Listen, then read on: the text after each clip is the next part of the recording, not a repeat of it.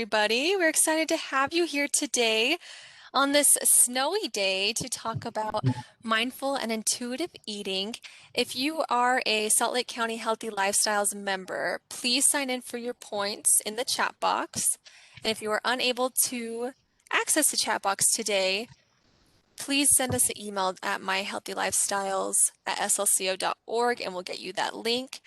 But I will turn the time over to Kennedy. He is a licensed clinical social worker, and I'll have you tell a little bit about what you do for St. Mark's Hospital, and then we can just dive right in. Okay, fantastic. Thank you. Well, welcome everyone. Like Sadie was saying, my name is Kennedy, and at St. Mark's, I'm here on the Metabolic and Nutrition Services unit.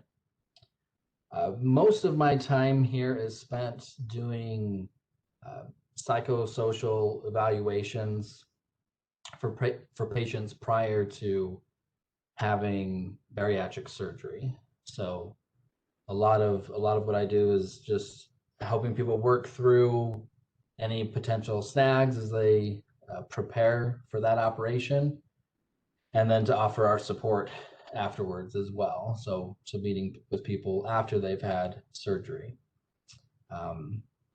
So that takes up most of my time. This presentation is the first that I've done on WebEx. So I'm not entirely used to being a disembodied voice like this, but if you have any questions or concerns, please feel free to put them in the chat, and we can address them as we go along. About halfway through, I'll also pause just to double check with anyone to see if you have questions. So considering the work that I do, obviously I have a lot of people come in to see me who have previous experience with, I guess you could say, the opposite of mindful and intuitive eating. A lot of people are really concerned or oftentimes hyper-focused on how they eat and what they eat. And intuitive eating, and we'll begin by going through just the ideas of mindfulness, is sort of the gateway to finding a little bit more peace and comfort and satisfaction with eating. So this presentation will take a slightly different approach. We'll mostly be looking at the mental health side of things, the emotional side of the way we eat and how that can affect our emotional well-being. And then I'll leave it for some of our other team members to come at it from the medical or nutritional side of things. Okay. So just to begin, having an idea of where we're going to be going today, we're going to first just cover what exactly we mean when we talk about mindful eating, and then the ways that we depart from eating mindfully. And then after we cover some of the stuff that gets in the way of that, we'll do a quick overview of what's known as intuitive eating, a program that was first started back in the 90s, I believe, and since then has definitely garnered a lot of support and has been used to help countless individuals regain a sense of peace and comfortability with their eating habits. And so there's a lot of area to cover there, and we'll just do a quick review of some of the main points of intuitive eating. The idea being that based on this introduction, if you want to check out the book Intuitive Eating, or learn more about mindfulness in general, then you're certainly encouraged to do so. But just to get things started, what is mindful eating? I know when I first was introduced to this idea, and I think a lot of people, when they're first dipping their toe in the world of mindfulness, there can be some expectations that don't always align with what mindfulness practice typically is. So I when I first tried it out, I thought it was all about eating really slowly and deliberately, focusing on every single bite that I took, and every time I chewed the food and swallowed it, which certainly can fall under mindful eating. And then there's also this idea that sometimes it's about only being mindful of when you're physically hungry, and noticing those cues that you get from your body. And again, that can be part of it. But that's sort of taking a little bit too much of a rigid approach to it. So mindfulness is anything that increases our awareness. And awareness can obviously go in so many different directions. It can be awareness of our body cues, awareness of the sensations involved with eating, awareness of our emotions while we eat. But having a mindful practice, the form that it takes isn't anywhere near as important as the function, which is doing whatever helps increase that awareness for you. So being aware of the food we eat, how it makes us feel, like I said, those sensations and emotions, but then also being aware of the environment, the atmosphere that we're in, and letting that play a role in the overall experience, or the company. You know, sometimes we can get into situations where we're just sort of mindlessly eating, and based on various factors, we could be focused more on just getting through the meal than we are on just experiencing the people that we're sharing that meal with, and the pleasure that is associated with the meal, and is just really allowing ourselves to immerse in that experience. And there are a lot of things that can get in the way of that. So it's important to remember that mindfulness isn't rigid. It's not an either or practice. And again, finding what works for you is the most important thing. So what gets in the way of eating mindfully? This list could go on forever. There's a lot of things that can take our mind away from what we're eating. I'm sure a lot of people are familiar with the experience of, I think one of the most common experiences that come to my mind is going into a movie theater and you sit down with that bucket of popcorn, and before the movie even begins, like half the popcorn or more is gone, and you wonder what just happened to this, where did this go? So sometimes just being distracted by the things that are going on, having busy schedules. A lot of times people are eating on the road. We're trying to find a quick bite, or we might have other duties at home that we need to tend to. And so I know with little kids, for example, it can be hard to just sit down and enjoy a meal, because it's kind of this frantic back and forth trying to make sure everything is set up so that your kids and family can enjoy the meal. So there are lots of ways that we can get distracted from eating mindfully.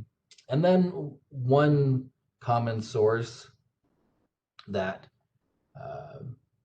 we often don't talk a lot about in our culture, but having an insecure access to food.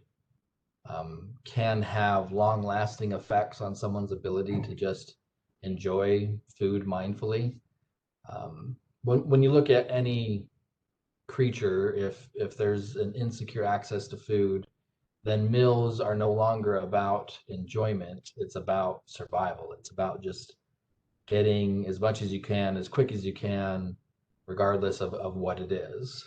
Um, so that insecurity in childhood, but then also later on in life, can have an impact that goes on for years. You know, when even when food becomes secure again, um, people can find themselves in that same habit of just kind of snarfing it down. You know, which would be the language my dad would use. You know, just getting it while the getting's good because you don't know if it's going to come around again. But then perhaps even more of a distraction or deterrent to eating mindfully that goes under the radar is the world of dieting. So dieting, um, you know, there's a lot of culture that surrounds this seemingly simple idea, right? And as a society that's steeped in diet culture, it can be really difficult to find where dieting culture ends and the rest of our life begins, right? So, part of our discussion today will be taking a slightly counterintuitive approach to what we often hear about, you know, especially in like health magazines or on TV, about what dieting means and how it can affect us in ways that are unintended and certainly unwanted. And one of those ways that it can affect someone um, can be to disrupt uh, someone's natural ability to eat mindfully or intuitively.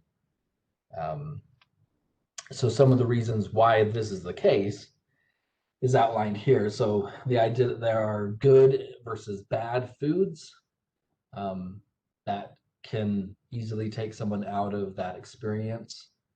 Uh, and in both directions, right? If you're sitting down to uh, a plate of fresh vegetables because you feel like you have to, like you quote should be eating that, then that's going to be a totally different experience than just sitting down and enjoying the variety in food that you just genuinely like, right? Um, Dieting also encourages people to ignore their hunger cues, so much so that it can even get to the point where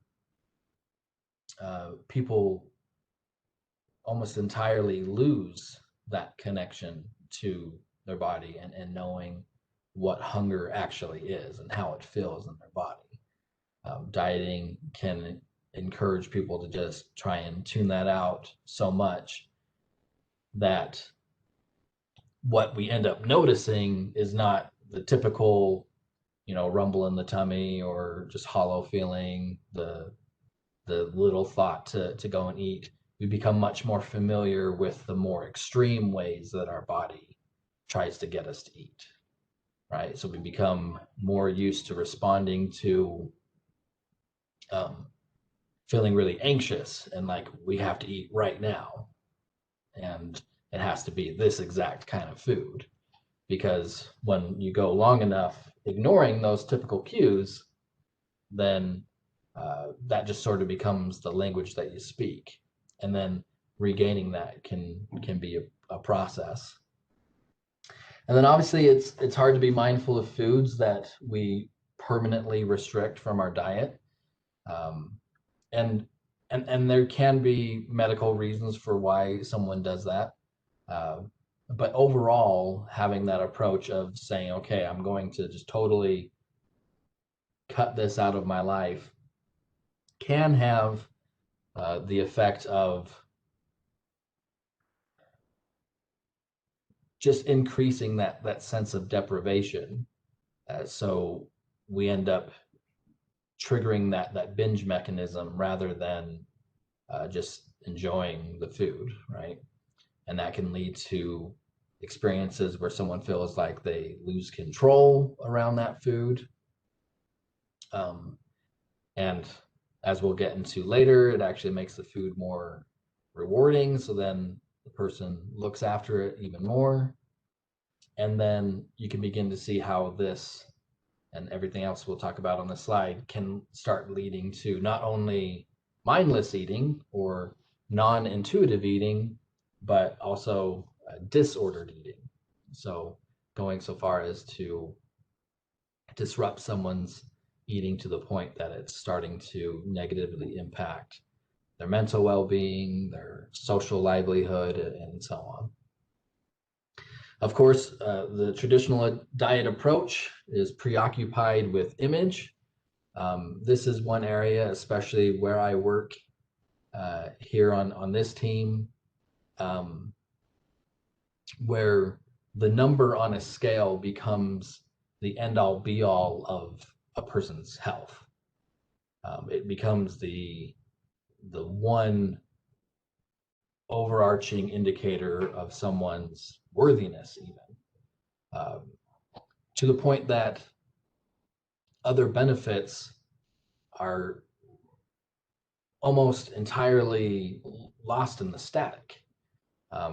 Talk to a lot of people where they might try, they're working with our dietitians here, and they've made a few changes, and they'll report how they feel more energized, like they get along better with their families, like they're able to regulate their emotions more. And then they'll say, but I haven't lost any weight, or I've only lost a little weight. And just to see how crestfallen someone can become based off of this, altogether arbitrary number on the scale that doesn't say anything about all those benefits that they just reported. So that leads to rigid expectations for success. People can become obsessed with losing all the weight imaginable. They can expect to start fitting into what society tends to pose as the standards for beauty and attractiveness. Um, you know, if everyone in the world is trying to have a superhero physique, and that's their preoccupation, then it becomes really difficult just to enjoy any given meal, because if it's viewed as being this deterrent to an unrealistic expectation, then it's going to automatically make that experience less enjoyable. It also leads to people having more trust in external authorities such as doctors, health gurus, Instagram influencers, so on and so on, more than their own selves, right?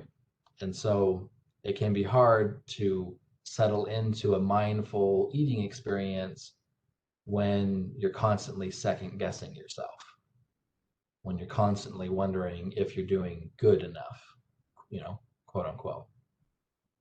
And then, like I mentioned before, all of this leads to an increased risk for eating disorders.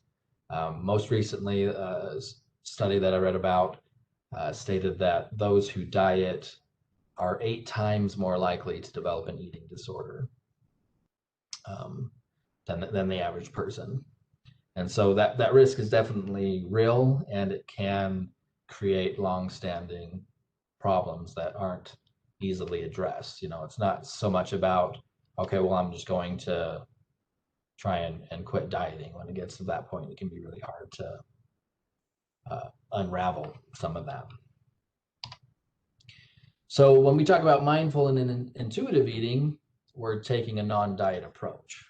And then a lot of people, you'll hear the saying that diets don't work, that it's more important to have lifestyle changes. And of course, diet culture wants to co-opt that, and they make lifestyle changes the new diet. But here are a few of the factors that would indicate a non-diet approach. So being health focused, like I mentioned before, working with people when they come in and say the changes that they're making are increasing their physical health, blood pressure is going down, cholesterol is going down, their mood is improving. Those are the kind of benefits that someone would look forward to, rather than, if the sum of all those changes equaled the number going down on the scale. It also encourages paying attention to body cues. I also wrote hunger cues, because hunger is just one of the many cues that our body gives us. Sometimes our body is telling us to go for a walk, to take a nap, to get some water.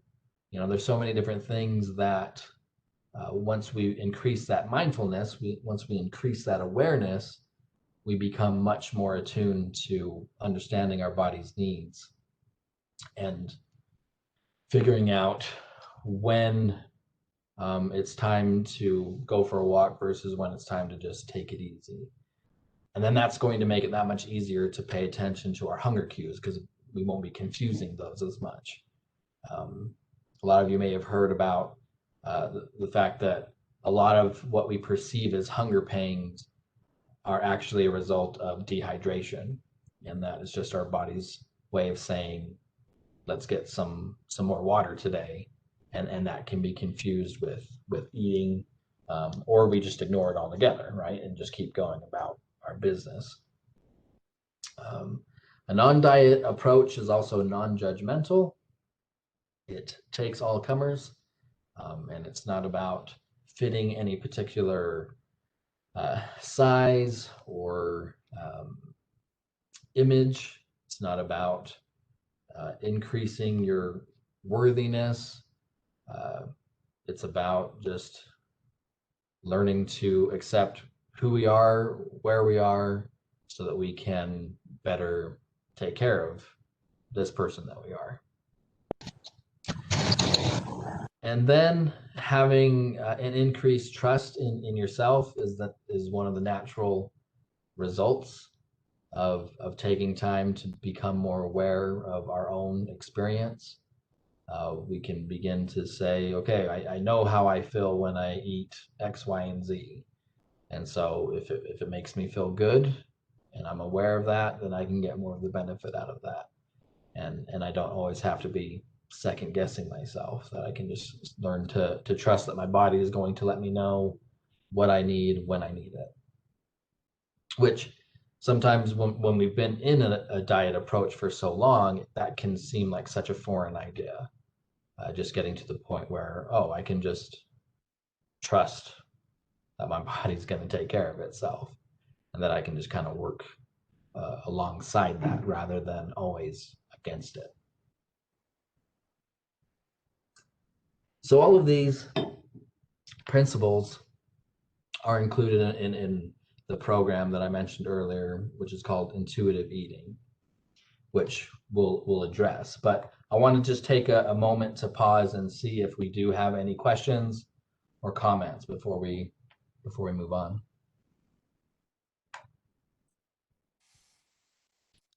Kennedy, I'm not seeing any in the chat box, but participants, feel free to write one if you have a question. I'm just wondering, do we start to see patterns of when intuitive eating kind of goes out the door? Because we know that babies usually stop eating when they are full and obviously cry when they're hungry, same with children, but what time in our lives do we see us stop paying attention to these cues? Yeah, that's a great question. And when referring to the material on intuitive eating, they present the idea that we are all born with the ability to eat intuitively, and that due to plenty of different factors, we just become disconnected with that. So it changes for everyone.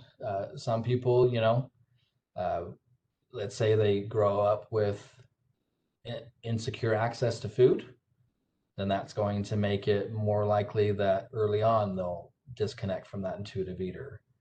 Sometimes I work with clients who were put on their first diet from their parents when they were 5 or 6 years old. So it can happen as early as that, you know.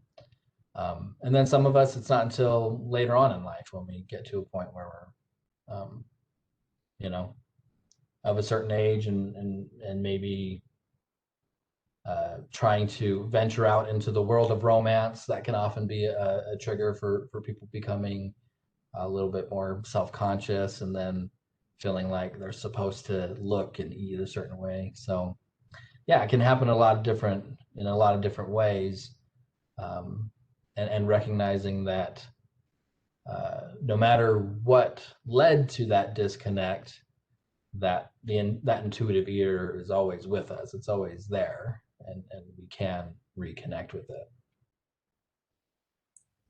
And I see some other questions Yes, popping we up. do. The first one is, how do you implement intuitive eating slash stop participating in diet culture when people around you are judging your worth by your appearance?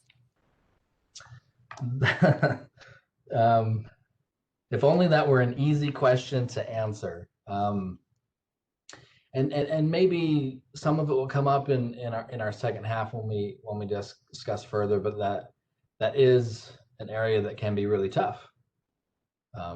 When the people around us reinforce that diet culture, it can easily discourage someone from those efforts to reconnect with their um, intuitive eater. So, depending on the relationship and how close you are to them, there can be different approaches. Obviously, there's always the choice to, as best as you can, just ignore them and ignore that advice. Um, if it's someone that you may meet with now and then, or have a somewhat close relationship to, sometimes you can just use humor to try and deflect that.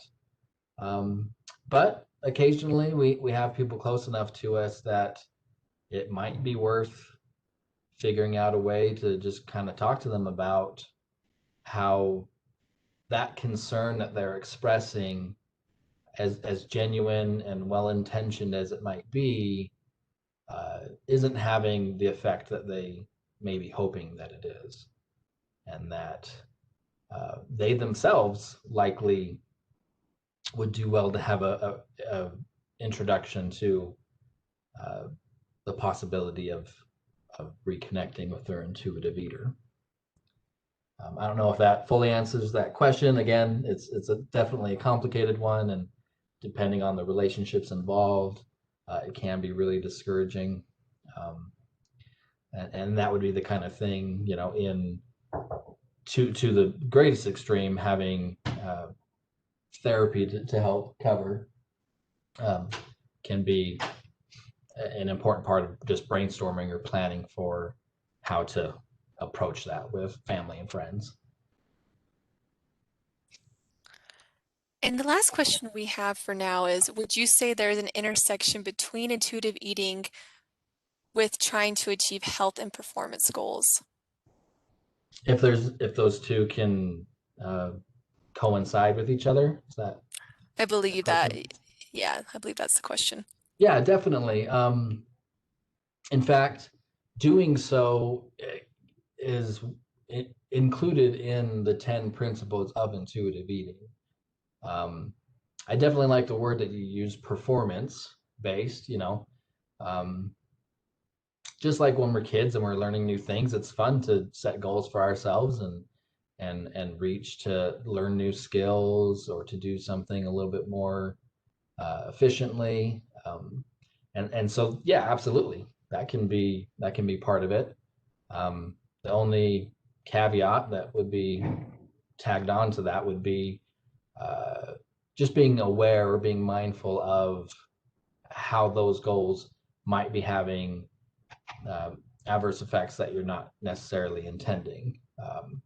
Because for some people it can get in the way, but for plenty, if you're at a point where it's just fun and it's invigorating and makes you feel good, then by all means, go for it. So we've got great questions coming in. Hopefully we'll cover a few more things in this next half of our meeting today. And then if you have more questions, then we can certainly address them, one or two at the end as well.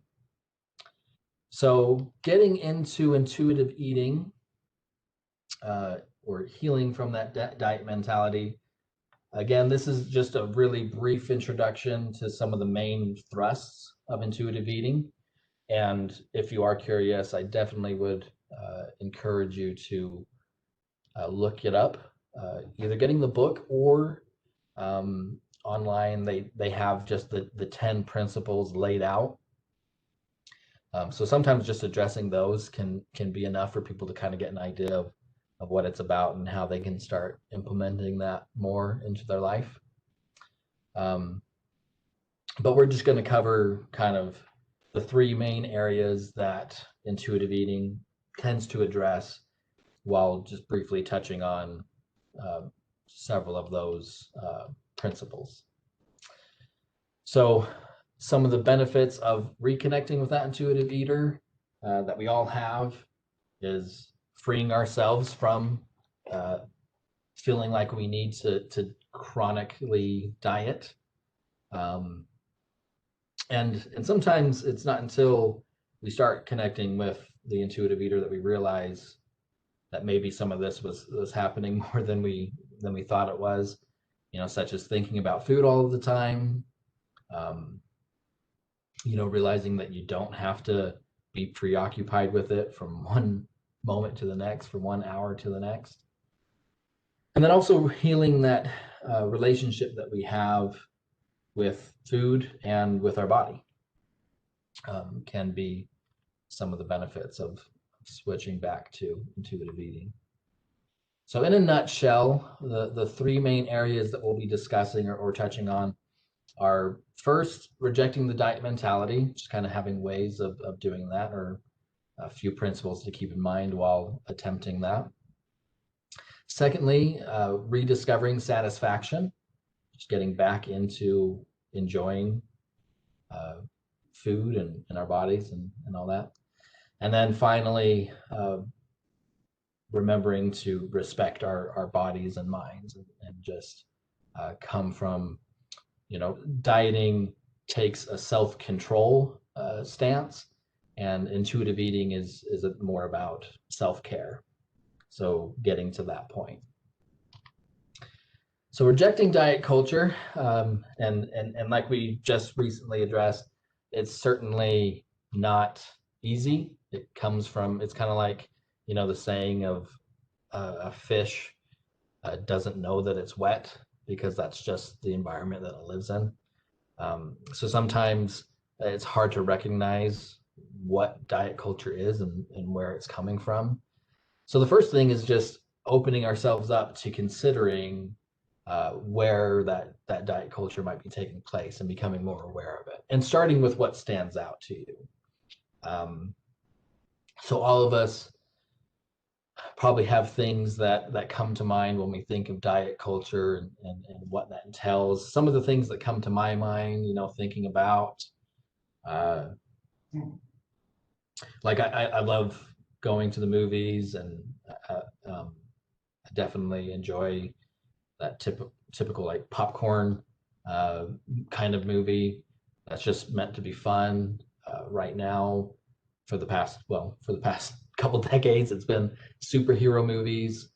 And so thinking about all the different ways that diet culture wants to get us to believe that we're supposed to look like Thor, and that we're supposed to be superheroes all the time. So just becoming aware of all those little messages, that say one body type is uh, better than another, or one food choice is always better than another. Once we start getting into that rigid sort of all or nothing thinking, it can become really easy to start seeing ourselves and the world around us through a really judgmental lens. So just increasing our awareness and starting to be curious about how diet culture may be influencing us, and from where, what are the sources of that.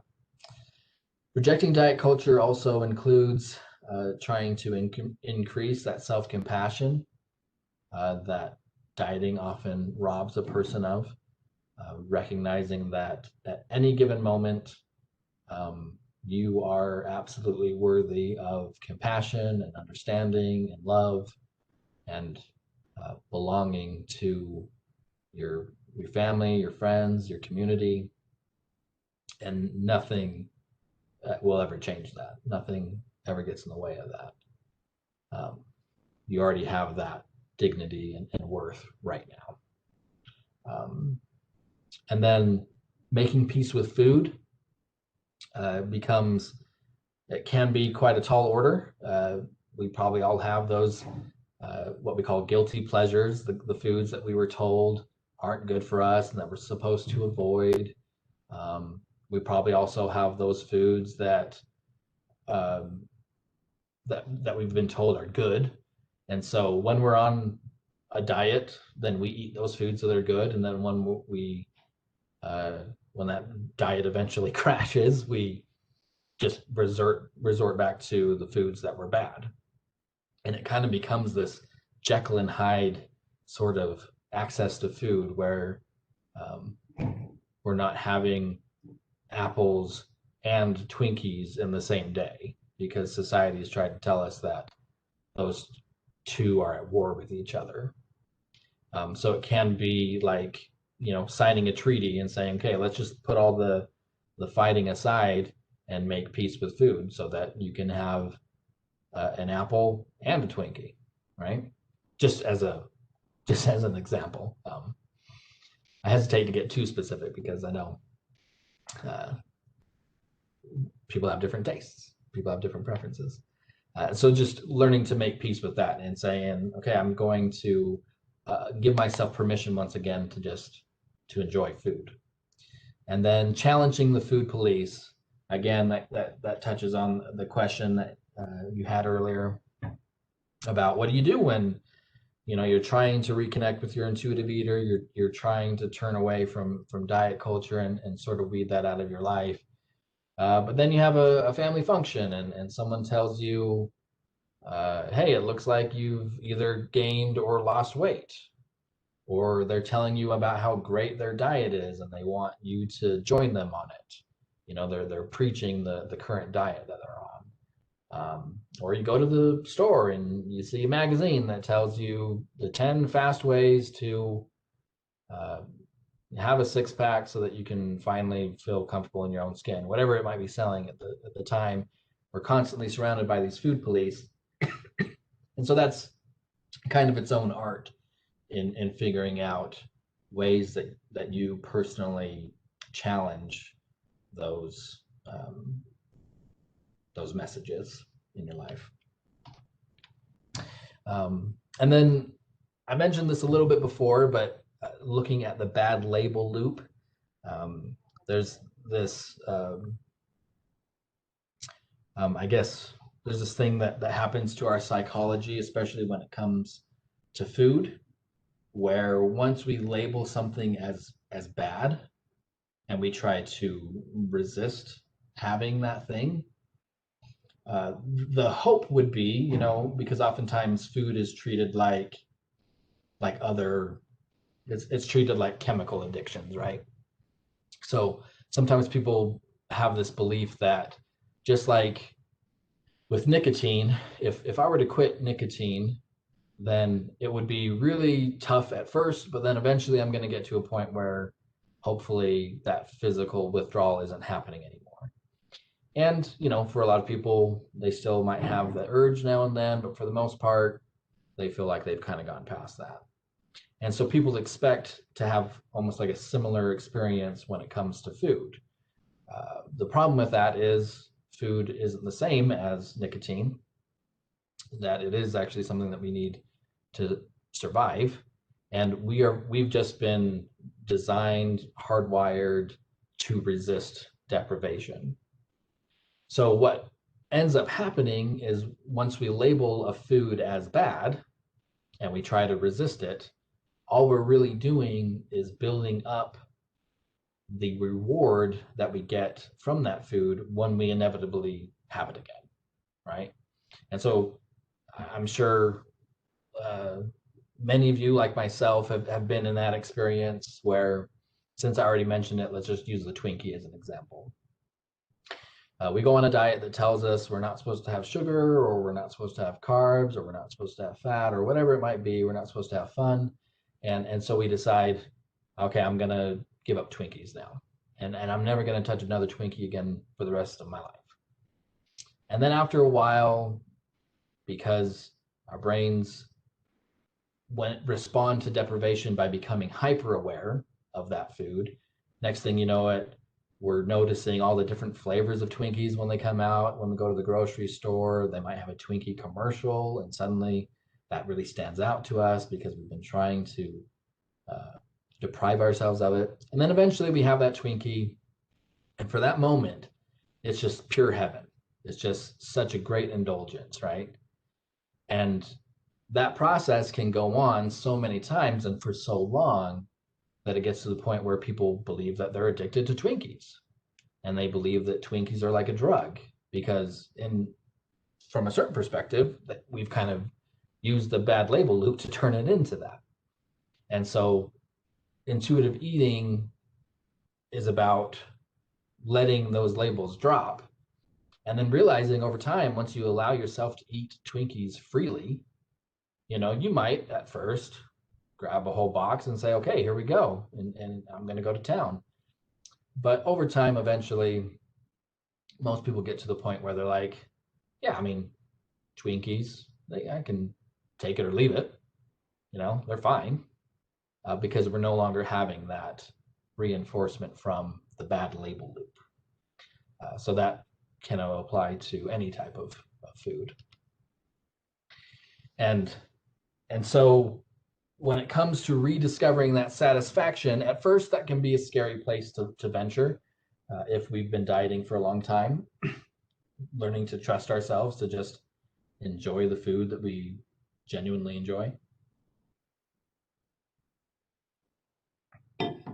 So the principles from intuitive eating that cover this are first the satisfaction factor, and the authors they cite this idea in, I believe it's Japanese culture, as they describe it, where satisfaction is included among the other parameters of living a healthy lifestyle.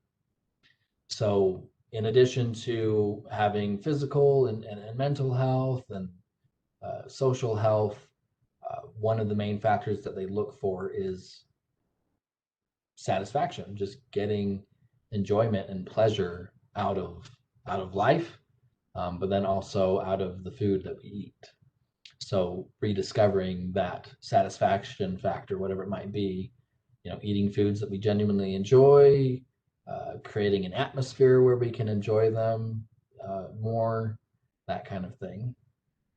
And obviously, an important part of that includes honoring our hunger, or learning to befriend our hunger once again, and letting our bodies know that, hey, when you tell me that you're hungry, which is your job, that's what you're made to do, that I'm not going to just ignore that I'm going to honor that impulse, just like every other impulse that your body gives you, or every other input, I should say.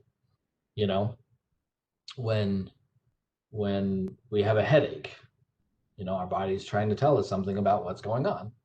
And it usually goes further to be sensitive to that and to respond to it and honor that input that we receive from our body. And then likewise, that also includes relearning how to fill our fullness, um, which doesn't necessarily mean you have to stop the second that you are, quote, full, but just learning to just kind of settle into that feeling and remember what it's like to just be satisfied. So going back to our mindful eating, that definitely plays a major role in rediscovering that satisfaction factor as we allow ourselves to kind of become, I think of it as, reconnecting with that natural connoisseur that we all have when it comes to food, because we all need food to live, and we all have our own preferences, our own tastes that we have uh, sculpted and shaped over the years that we've been alive. And so learning to just be curious and kind of explore what feels good and what we like, what kind of textures, what types of foods and their preparation do we enjoy, what it looks like, the color that pops out or how it's put on the plate. And giving ourselves that trust once again to notice what we're craving for, rather than just kind of like settling for some substitute that doesn't really scratch that itch, you know, and then only makes us think about it even more, and then probably we'll just want it that much more later. Learning to just recognize, hey, I would love to have an apple right now, and that just feels like that would be, that's going to satisfy the urge that I have right now. And this is a perfect time to have this discussion because it's right through lunch. So maybe you have food with you, and taking a moment just to pause and appreciate some of those finer details to the food. It doesn't have to be, again, mindfulness. It doesn't mean you have to spend the next half hour analyzing the texture of an almond, but just taking a moment to maybe rub your finger along it and see how it feels, that kind of thing. And then getting back into your body, recognizing those hunger pangs. Again, we might just be used to the really extreme ways that our body and brains tell us that we're hungry, but learning to recognize it earlier on, and then practice responding consistently to those hunger cues so that over time our body can kind of relax and say, okay, I don't need to pull all the alarms to get Kennedy to pay attention to me. I know if I just send those subtle messages that eventually, more often than not, you're going to take care of yourself. And then learning to trust your body to tell you how, when, and what to eat. And then just a quick note, I won't go too much into this, so we can cover some of those other things. Just being careful not to make intuitive eating just another diet, to, give yourself permission to be laid back with it. You don't have to be rigid and say, well, I'm only going to eat when I'm hungry. There are plenty of ways that we eat for emotional reasons, that we eat for practical reasons, that fall under normal eating behaviors, that fall under the umbrella of intuitive eating, and just learning to honor those just as well with consistency, so that we're not getting to the point where we feel like we have to distrust ourselves whenever we're sad or angry around food. So there's a lot more to be said on that, but we'll move on. The last section that we'll discuss today is respecting our bodies and mind. This includes honoring your feelings. Like I said, emotional eating is part of normal eating habits, because it is a basic need. Just like, when someone's stressed and they take a deep breath, it's very rare, if ever, that you have to worry about someone telling you, hey, it looks like you're emotionally breathing. Do you think you might have a problem? It only makes sense that when we satisfy a basic need, that it's going to have an emotional impact on us. So what this principle, honor your feelings, is about is, in addition to taking care of yourself and your emotional well-being with food, recognizing that that's not the end all be all of life, that there's a lot more that goes into taking care of yourself, and knowing that you don't have to take food away in order to participate in some of those other things. Some of those include things like joyful movement, which is the expression that they use to replace exercise, and then gentle nutrition. So just allowing ourselves to get to know what makes us feel good to the point that we can consciously make choices based on our health. But just like I put in this asterisk here, depending on how deeply we've been immersed in diet culture, they purposely leave these principles until the very end, because for some people, not everyone, but some people find it difficult to engage in joyful movement and gentle nutrition without triggering that typical response to turn it into a diet, or to be really regimented about the exercise that we do, and become really rigid with that. So it's okay to ease into that joyful movement and gentle nutrition, and to give yourself time to re-engage with those kind of activities from a place of self-care rather than self-control. And so respecting our bodies and our minds include making sure that we have our basic needs taken care of, that we feel comfortable, so getting food and water, but then also sleep, dressing comfortably.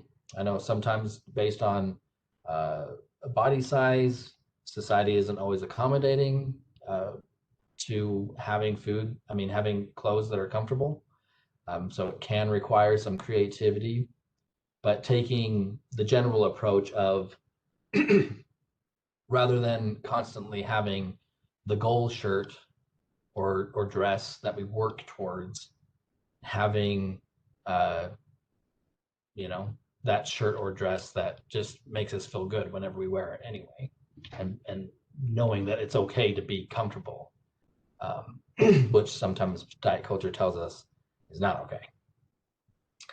Moving with comfort and joy rather than punishment or coercion, not body bashing ourselves, and avoiding what's called fat talk, the typical demeaning ways that society encourages us to think about and talk about different body sizes for ourselves, and then also other people.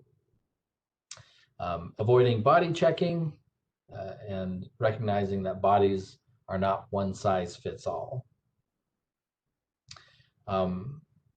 Here is just a list of a variety of coping skills that someone could use. When you're not able to figure out exactly what your need is that needs to be met, it's also okay to just say, all right, well, I'm going to do something to distract or delay until I can figure that out. And you might find that maybe one of these kinds of things is exactly what you need to do, reading a book, watching a movie, listening to music, talking to somebody, doing something creative. Those are the kind of things. And so, I would encourage you to just have a list of things that you enjoy to do. This is just a generic one. And then, again, a big part of self-care is, rather than focusing on arbitrary indicators of our success, having the focus be on how it makes us feel. So making our food choices, our movement choices, our clothes choices based on how that improves our quality of life. Do we feel energized? Noticing how it can give us a general sense of well-being, having that variety of foods, sleeping better, having fun with food again, and movement. So going from that place of enjoyment rather than punishing ourselves. And we've covered a lot of this, but increasing that satisfaction factor, allowing yourself to eat delicious foods, and remembering that you can just add a variety of foods. You don't have to subtract, right? So you can have an apple and a Twinkie in the same day, and that's totally fine, or whatever else the foods might be in your mind. Just looking at this picture, that looks great, having all that variety. Um, I said that I would leave a little time for questions. So here are some of the benefits of increasing that respect for our mind and body. But are there any questions or any concerns that we can address in a couple minutes? Probably, maybe not, but. While we're waiting for questions to roll in, thank you so much, Kennedy. We're typically not hearing this message when we think of health and wellness, so I really appreciate you going through this with us. Absolutely, it's my pleasure. And if you were unable to put your question in the chat, feel free to unmute yourself if you have a question. My question, and I don't have a chat box for some reason, but you've mentioned that you work with people who've had bariatric surgery. So how do you combine mindfulness with bariatric surgery when a lot of times I don't feel hungry even though I need to eat something?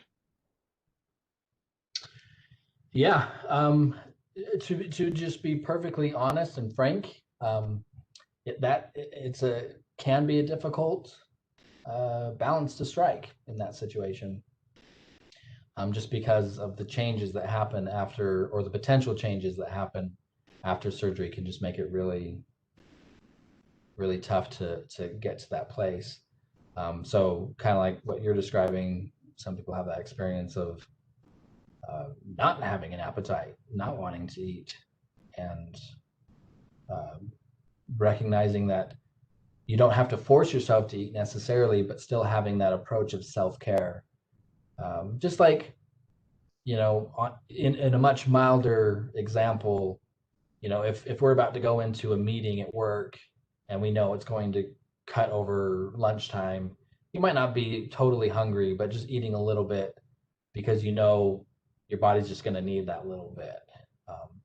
So taking that approach of just going easy on yourself and doing what you can to make sure that you're taking care of yourself. I know that's not a satisfying response, but that is definitely, it can be a tricky situation. Oh, I think that was actually useful because I'm trying to get away from the protein drinks when I don't feel like eating. Oh, right. Yeah.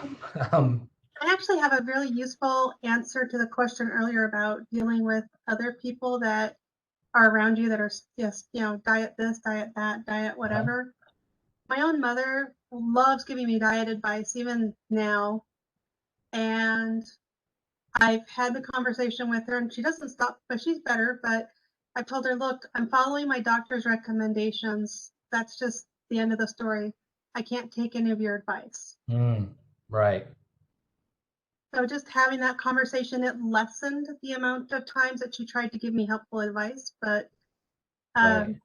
sometimes you do just have to grin and bear it. But it does help. And having talked to other people that, oh, what diet are you on? And it's like, well, I'm following what my doctor says. A lot of people don't like hearing it, so the conversation ends. Yeah, that's a great way of leveraging that authority for our benefit, to say, yeah, thanks for your concern, but I've already got everything put together from my doctor. And so people are usually not too interested, hopefully, in arguing beyond that point. But yeah, that's a great suggestion. I love that. I'm going to steal that. Thank you. We have a couple of more. One is, Okay. how long is too long to go without eating so that it does not mess up your metabolism? How long is too long to go without eating without messing up your metabolism? Is that the question? Yes. I would probably direct that question to a dietitian or another healthcare provider, just because I wouldn't be able to say. In the context of our conversation here, it would be about figuring out, learning to trust your own body and know when you've gone too long without eating. And that probably changes from day to day, depending on so many factors of how much sleep we've had, the water that we've had to drink, our physical activity that day or the preceding days. You might be able to go several hours, without eating and not think about it. But just learning to trust your body to say, okay, yeah, it's time to eat. So let's get to it when we can. I don't know if that fits, but yeah, I would, for more specific details on that, then definitely I would consider talking to a dietitian or nutritionist about that.